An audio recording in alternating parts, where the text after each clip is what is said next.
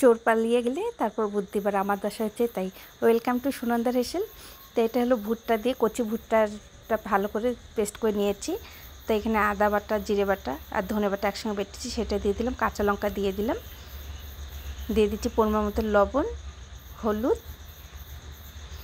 চিনি দিয়ে দিলাম, আর দিয়ে দিলাম লাল লঙ্কার গুঁড়ো 1 চামচ, ভেজে রাখা জিরে গুঁড়ো দিয়ে দিচ্ছি। এখন সবগুলো মিশ্রণ ভালো করে মিশিয়ে নিচ্ছি। আর চোর পালালে বুদ্ধি বাড়ে সেটা বললাম কেন, যে ভুট্টাগুলো আমাকে যে খেতে দিয়েছিল, আমি যে ছবিটা তুলে রাখবো সেটা আর মাথায় আসেনি।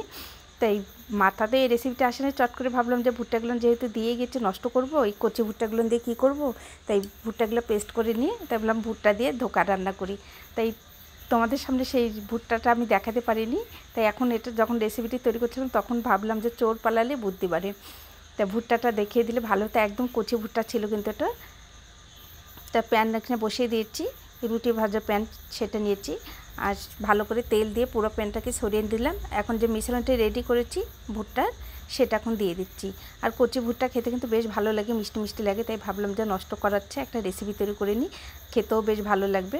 তা মটর ডাল দিয়ে তো ধোকা রান্না করে থাকি, তাই এটা কিন্তু নতুন, মানে ফার্স্ট আমিও রান্না করছি এটা, যে ভুট্টা দিয়ে দেখি ধোকা রান্না করলে কেমন লাগে, টেস্ট লাগে। মটর ডালের থেকেও খাবার পরে দেখি বেশি টেস্ট লেগেছে।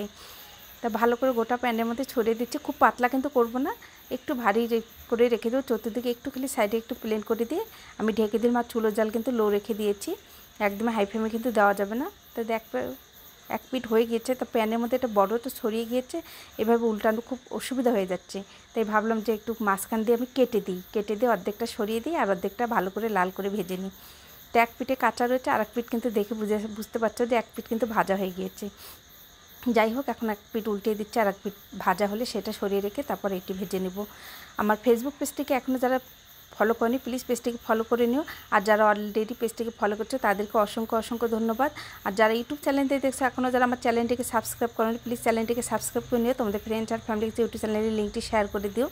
আর রেসিপিটি দেখার পরে কোনো অংশ যদি ভালো লেগে থাকে তাহলে প্লিজ একটু শেয়ার করে দিও, গঠনমূলক কমেন্ট করে যে কে কোথা থেকে বলছে সেটা কিন্তু অবশ্যই বলে, তাহলে তোমাকে শুভেচ্ছা বার্তা জানাতে আমার সুবিধা হবে। তো আমার অর্ধেক কিন্তু ভেজে নেওয়া হয়েছে, সেটা কিন্তু আমি অলরেডি এখানে কেটেও নিচ্ছি। দেখো অর্ধেকটি এরকম করে, বেশি লাল করে কিন্তু ভেজে নেবেন, একটু কাঁচা কাঁচাই থাকবে, কারণ পরবর্তীতে আমি আবার এটা ভেজে নেব। যেহেতু আমার বড় প্যানের মধ্যে এটা নেড়ে চেড়ে নেওয়া অসুবিধা হচ্ছে, তা আমি এটা ওই অংশটাও ভেজে নেওয়া হচ্ছে, ওই অংশটাও কেটে নিয়েছি। এখানে একটু সামান্য একটু তেল দিয়ে দিচ্ছি, রান্নার রেগুলার তেল। তাই এটা একটু লাল করে একটু এপিট উপর করে ভেজে নিচ্ছি, অনেকটা দেখতে ডিমের মামলেটের মতো লাগছে পিসগুলো।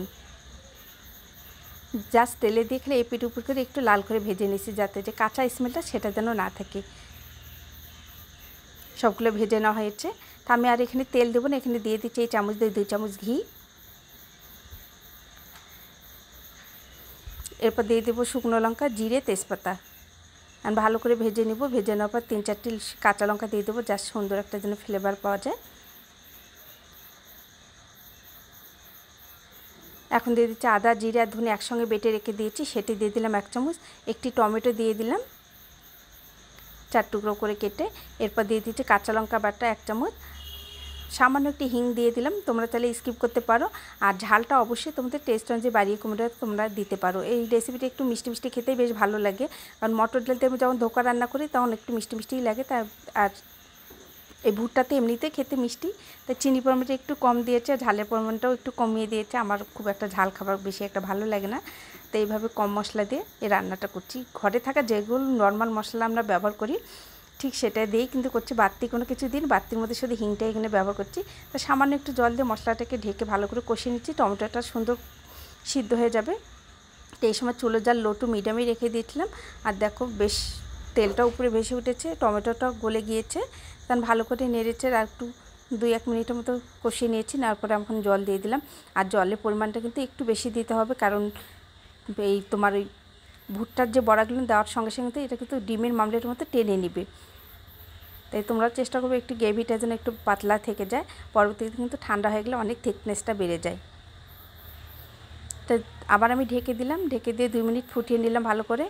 এখন দিয়ে দিচ্ছি কচুরি মেথি, এতে সুন্দর একটা ফ্লেভার পাওয়া যাবে। ভেজে রাখা জিরে গুঁড়ো দিলাম, এরপর দিয়ে দেবো গরম মশলার গুঁড়ো, এরপর দিয়ে দিচ্ছি সামান্য একটু ঘি, তোমরা চাইলে স্কিপ করতে পারো। এখন এটা নেড়ে চেড়ে নামিয়ে নিয়ে আসলাম। রেসিপিটি যদি তোমাদের ভালো লাগে প্লিজ একটু সবাই শেয়ার করে দিও, আর যে যেখান থেকে দেখছো গঠনমূলক কমেন্ট করে থেকো।